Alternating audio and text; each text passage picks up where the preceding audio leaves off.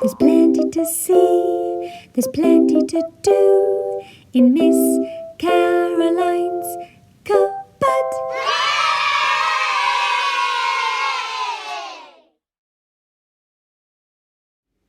Hello girls, and welcome to your reading lesson. So in today's lesson we are going to be looking at the purposes of a text.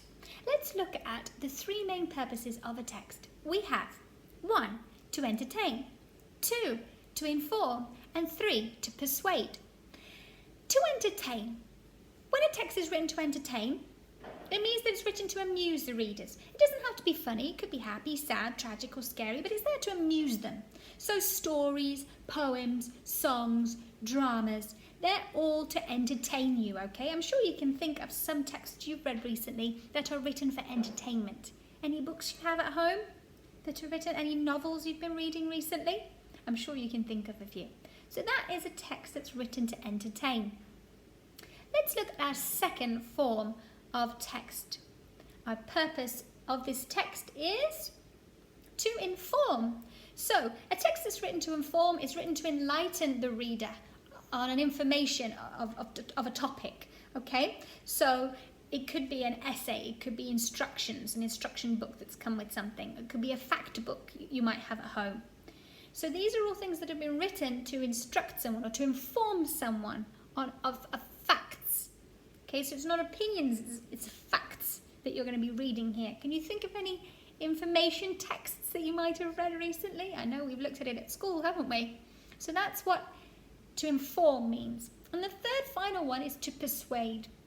So a text that's written to persuade is it compels the reader, it makes the reader want to take action, or it's written to change their opinions or their beliefs on something, or convince them of an idea.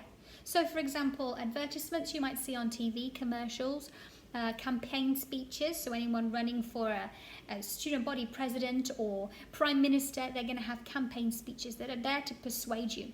Or even your persuasive letters that you wrote to the king for your lessons last week. Okay, so they're the three types, purposes of text: to entertain, to inform, and to persuade. I've got 3 reasons, so remember those. We're going to have a quick test in a moment.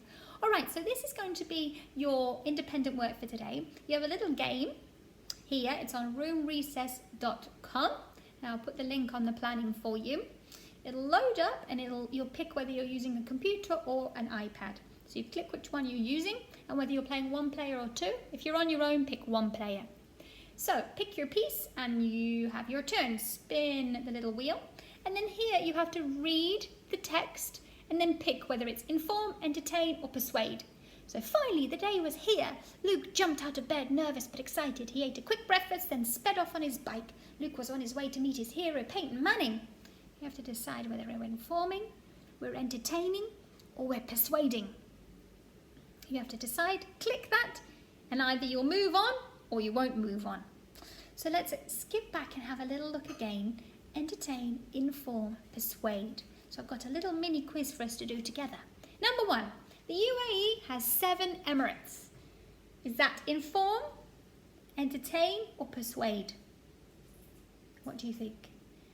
Are you being informed of something? Are you being entertained by that? Or are you being persuaded? Inform, well done. Number 2, we are polluting the earth. You need to use less plastic. What do you think that is? Inform, entertain, or persuade? Persuade, well done. And the final one, the beautiful girl smiled from ear to ear. Inform, entertain, or persuade? You got it. It's entertain. Well, remember, girls, good luck with all of your work. Please let me know how you get on Dojo and I will give you feedback. Remember, if you have any questions along the way, let us know.